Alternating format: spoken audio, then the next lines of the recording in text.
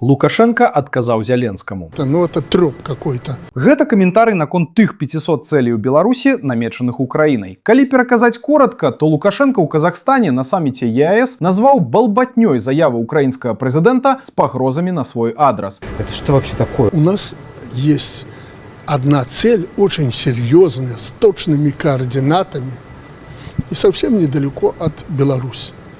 Это же они тоже понимают. Лукашенко мяркуе, што пазіцыя украінскіх вайскоўцаў у гэтым пытанні іншая. Военные Украины никакой войны с Беларусью не хотят. Это я знаю точно.